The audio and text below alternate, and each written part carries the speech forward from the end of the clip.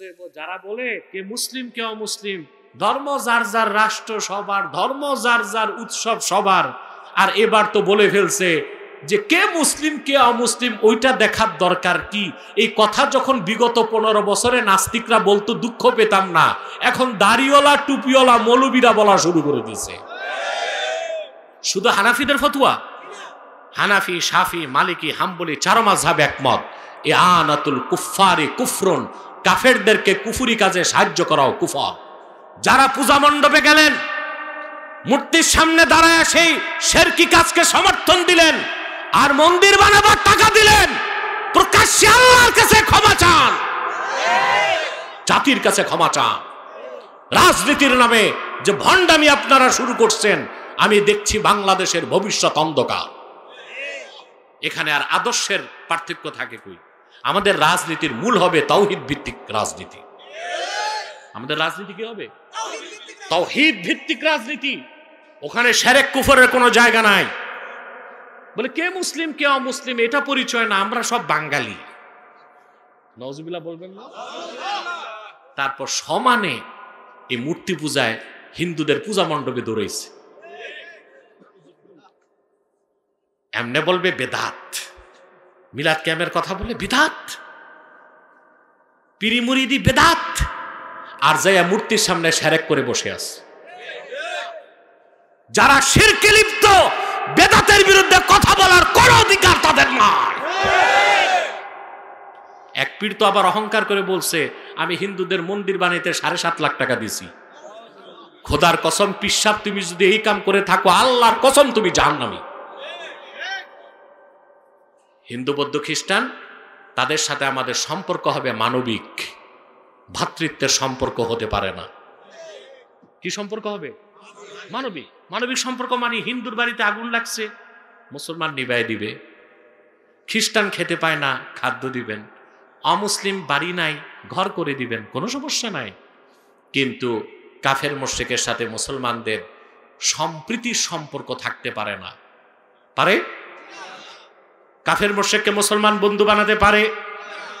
কোরআন শরীফ আল্লাহ রাব্বুল আলামিন বলে দিয়েছেন, ইয়া আইয়ুহাল্লাযীনা আমানু লা তাত্তাখিযু আবাআকুম ওয়া ইখওয়ানাকুম আউলিয়া ইন ইসতাহাব্বুল কুফরা আলাল ঈমান।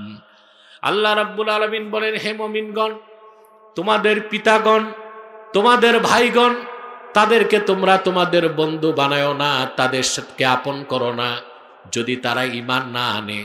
ঈমানের উপর যদি কুফরকে প্রাধান্য দেয়, তাদের সঙ্গে তোমাদের মুসলমানদের কোনো সম্পর্ক থাকতে পারে না। পারে? পারে? হিন্দু, বৌদ্ধ, খ্রিস্টান, অমুসলিমদের সাথে মানবিক সম্পর্ক রাখা যাবে, খাবার দিবেন, ঘর দিবেন, বাড়ি দিবেন, কিন্তু কাফেরদের কোন ধর্মীয় কাজে মুসলমানের সাহায্য করা কুফর। এটা কি? একেবারে 4 মাযহাব, হানাফি, শাফি, মালিকি, হাম্বলি, 4 পিছনে কথা নেই, হানাফি, শাফি, মালিকি, হাম্বলি 4 মাযহাব একমত, ইআনাতুল কুফফারি কুফরুন, কাফেরদেরকে কুফরি কাজে সাহায্য করাও কুফর। এটা কি আমার ফতোয়া? অনেক মৌলবী আছে সম্মিলিত মোনাজাতকে বেদাত বলে, আছে না?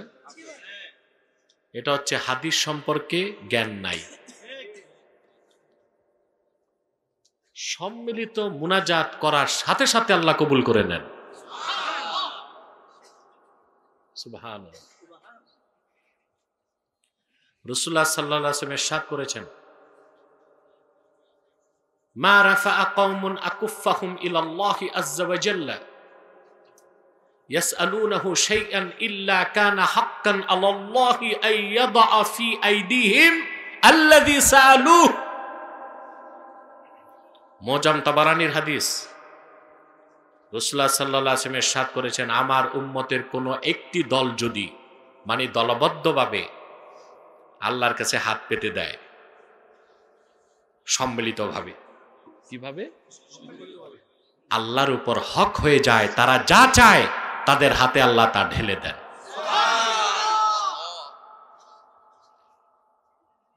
তো মুনাজাত একক করলে কবুল হবে কিনা সন্দেহ আছে, কিন্তু সম্মিলিতভাবে করলে কবুল হবে। আমার গত পরশু মাহফিল ছিল নীলফামারী ডোমার, 3 দিন মাহফিল, 2 দিন রাতে 1 দিন দিনে। তা আমার আগের দিন যে বক্তা গেছে সে আবার তথাকথিত সালাফি, মানে লামাজাবি, মাযহাব মানে না। পরে দেখলাম হাদিসও মানে না। এরে ওয়াজে নিছে, ওয়াজ করার পর মুনাজাত বাদ দিয়ে নেমে যে কখন চোরের মতো পালাইছে, জনগণ তো হা করে তাকায় আছে। আর উত্তরবঙ্গের মহিলাদের গালি কি পরিমাণ যে শুনছে। মহিলারা আসছে দোয়া করবে, আর বক্তা মুনাজাত না করে ভাগছে। সম্মিলিত মুনাজাত হোক নামাজের পর, হোক মাহফিলে, করার সাথে সাথে আল্লাহ কবুল করে নেন। যে হাদিসটা শোনালাম মোজাম তাবারানির হাদিস। আরেকটা হাদিস আসছে মাজমাউ জাওয়ায়েদে, ইমাম হায়সামি নকল করছেন। আল্লাহর হাবিব ইরশাদ করেছেন, আমার উম্মতের কোন একটি দল যদি আল্লাহর কাছে দোয়া করে, একজন যদি দোয়া করে বাকিরা আমিন আমিন বলে, আল্লাহ তাআলা তাৎক্ষণিক আমার উম্মতের সেই দলের মুনাজাত কবুল করে নেন। তা আপনারা তো মুনাজাতও করবেন, তাহলে গুনাহ মাফ হবে, তওবাও কবুল হবে। সুবহানাল্লাহ কইবেন না? এর চেয়ে বড় আর কি চান? কিছু আছে চাওয়া পর? শয়তান ওয়াসওয়াসা দিতে পারবে না তো? দেখব। আমরা নিয়ত করছি মুনাজাত করে গুনাহ মাফ করে বাড়ি যাব। কে কে হাত তুলে দেখান? হাত লম্বা করেন। আল্লাহ কবুল করুক, আল্লাহ মঞ্জুর করুক। বলুন আল্লাহুম্মা আমিন। আল্লাহ তাআলা বলেন, ইয়া আইয়ুহাল্লাযীনা আমানুত্তাকুল্লাহা হাক্কা তুকাতিহি ওয়া লা তামুতুন্না ইল্লা ওয়া আনতুম মুসলিমুন। ঈমানদারগণ, বিশ্বাসীগণ, তোমরা আল্লাহকে যথাযথ ভয় করো, আর পরিপূর্ণ মুসলিম না হয়ে মৃত্যুবরণ করো না। সুবহানাল্লাহ। আমাদেরকে আল্লাহ বলেছেন পরিপূর্ণ মুসলিম না হয়ে মৃত্যুকে আলিঙ্গন, কথা বলেন, আমার সাথে সম্পর্ক রাখতে হবে। নতুবা আমি তো চোখ বন্ধ করে ওয়াজ করবো, আপনারা ঘুমাবেন, কিছু যাবেন, কিছু বসবেন। কাফের মুশরিককে আল্লাহ মুসলিম হতে বলেন নাই, মুমিনদেরকে বলেছেন পরিপূর্ণ মুসলিম হও। কাফের মুশরিককে বলেছেন ঈমান আনো, আর ঈমানদারকে বলেছেন মুসলিম হও। তাহলে বোঝা যাচ্ছে ঈমান না এনে মুসলিম হবার কোনো সুযোগ নাই, কোনো সুযোগ। কোরআনে কারীমের অন্যত্র আল্লাহ রাব্বুল আলামিন বলেন, ইয়া আইয়ুহাল্লাযীনা আমানু দুখুলু ফিস-সিলমি কাফা ওয়া লা তাত্তাবিউ খুতুওয়াতিশ শাইতান ইন্নাহু লাকুম আদুউম মুবিন। ঈমানদারগণ, বিশ্বাসীগণ, তোমরা পরিপূর্ণভাবে ইসলামে প্রবেশ করো, শয়তানের পদাঙ্ক অনুসরণ করো না। তাহলে বোঝা যায় ঈমান আনার পর মুমিন হওয়ার পরে মুসলিম হবার ক্ষেত্রে কেউ পরিপূর্ণ হতে পারে, আংশিকও হতে পারে, নাকি?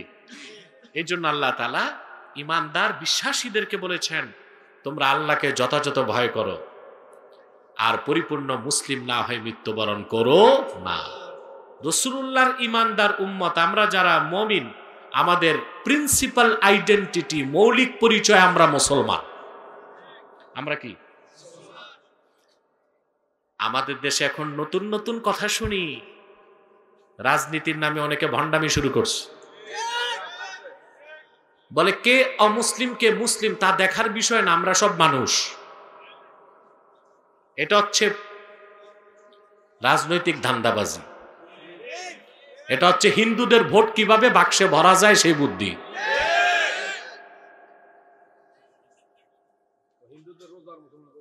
নাউজুবিল্লাহ।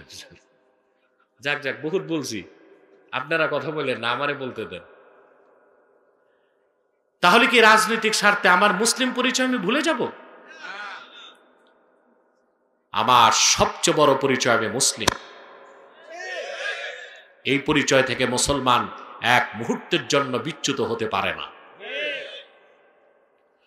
কোরআন শরীফ যদি গভীর মনোযোগে পড়েন দেখতে পাবেন পূর্বে যত পয়গম্বর এসেছেন ওই নবীদের উম্মত যারা ঈমানদার ছিল তাদেরকে আল্লাহ মুসলিম বলছেন। কি বলছেন? যেমন আল্লাহ রাব্বুল আলামিন বলেন, ফালাম্মা আহাসসা ঈসা মিনহুমুল কুফরা ক্বালা মান আনসারি ইলাল্লাহ ক্বালাল হাওয়ারিয়ুনা নাহনু আনসারুল্লাহি আমান্না বিল্লাহি ওয়াশহাদ বিআন্না মুসলিমুন। আল্লাহ ঈসা নবীর প্রসঙ্গে কোরআন শরীফে বলেন তাকে আল্লাহ পাঠিয়েছিলেন বনি ইসরায়েলের কাছে। কার কাছে? তিনি যখন বনি ইসরায়েলদের কুফরকে অনুভব করলেন, তারা ঈমান আনবে না, বিশেষ করে ইহুদিরা, তখন তিনি বললেন, মান আনসারি ইলাল্লাহ, আমার অনুসারীদের মধ্যে আল্লাহকে সাহায্য করার মতো কে আছো তোমরা? কালাল হাওয়ারিয়ুন, হাওয়ারিরা বলে উঠল, নাহনু আনসারুল্লাহ আমান্না বিল্লাহ ওয়াশহাদ বিআন্না মুসলিমুন, আমরা আল্লাহর সাহায্যকারী। আপনার পয়গাম পেয়ে ঈসা আমরা আল্লাহর উপর ঈমান আনলাম, আপনি ঈসা সাক্ষ্য থাকুন আমরা মুসলমান। আরেকটু আস্তে কোন, বাহ, উল্টা চলবে নাকি? এখানে মোহন আসো, মোহন কোথায়? বাচ্চাদের আওয়াজগুলো বন্ধ করো না, কিছু স্বেচ্ছাসেবক নিয়ে যাও। প্রিয় সুধী, আপনাদের এই মাহফিলটা তো একটা ঐতিহ্যবাহী মাহফিল, তো পাশে আবার মাহফিল কেন? এরা কি জানে না? না, এরা কি জানে না মাহফিল এত কাছে কিভাবে মাহফিল করে? আসল কথা কি, একটা কথা বলি আপনাদেরকে, রিসালা আত-তারিকাতুল মুহাম্মাদিয়া শারহু তারিকাতুল মুহাম্মাদিয়া কিতাবে এসেছে হিংসা 10 ভাগ, 9 ভাগ হিংসাই মৌলবীদের মধ্যে। কয় ভাগ? 9 ভাগ হিংসা মৌলবীদের মধ্যে। এগুলো হিংসা ছাড়া আর কিছু না। আল্লাহ হেদায়েত করুক। তাহলে কথা বুঝতেছেন ভাই? ঈসা আলাইহিস সালামের অনুসারীরা পরিচয় দিল কি আমরা মুসলমান। সুবহানাল্লাহ। আল্লাহ রাব্বুল আলামিন হযরত সুলাইমানের প্রসঙ্গে বলেন, তিনি বিলকিসের রানী, সাবার রানী বিলকিসকে পত্র লিখলেন, ইন্নাহু মিন সুলাইমানা ওয়া ইন্নাহু বিসমিল্লাহির রাহমানির রাহিম আল্লা তা'আলু আলাইয়া ওয়া আতুনি মুসলিমিন। হযরত সুলাইমান দাউদ আলাইহিস সালামের ছেলে, নাম শুনছেন না? খ্রিস্টানরা তাকে বলে সলোমন। কি বলে? বাইবেলে তার নাম আসছে সলোমন, কোরআন শরীফে তার আসল নাম আসছে সুলাইমান। ওনার পিতার নাম ছিল দাউদ, বাইবেলে তার নাম আসছে ডেভিড। কি নাম আসছে? ডেভিড। হযরত সুলাইমান ছিলেন বাদশাহ, সারা পৃথিবীতে বাদশাহী করছেন। তো উনি থাকতেন ফিলিস্তিনে, ইয়ামানের সাবা নামক এলাকায় এক মহিলা রানী ছিল বিলকিস, তার কাছে তিনি পত্র লিখছেন। পত্র শুরুটাই করছেন ইন্নাহু মিন সুলাইমান, পত্রটা সুলাইমানের পক্ষ থেকে, বিসমিল্লাহির রহমানির রহিম, শুরু করছে আল্লাহর নামে যিনি অতীব দয়ালু এবং করুণাময়। সুবহানাল্লাহ।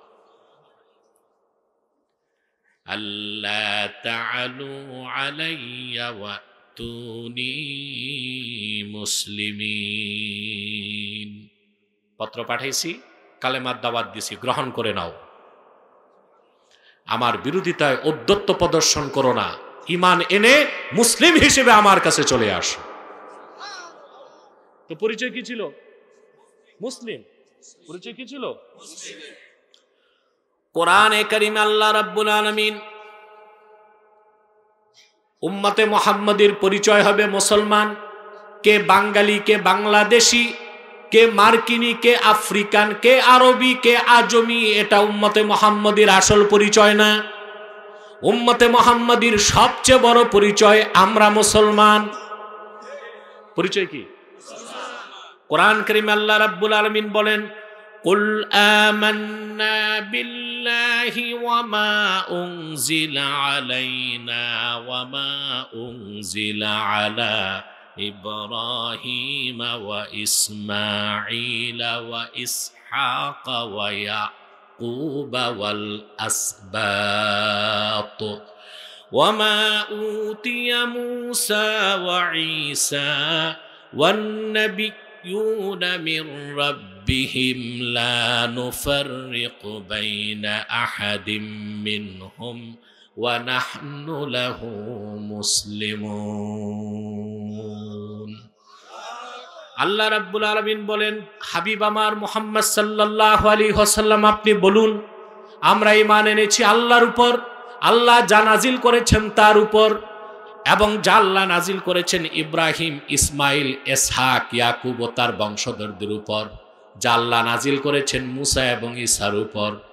পয়গম্বরগণ যারা আল্লাহর পক্ষ থেকে এসেছেন তারা সবাই আল্লাহর কাছ থেকে দিন পৌঁছিয়েছেন। এতে আমরা নীতির ক্ষেত্রে কোনো পার্থক্য তাদের মধ্যে করি না। তাদের নীতি ছিল একটাই, তারা আল্লাহর তাওহীদের দাওয়াত দিয়েছেন।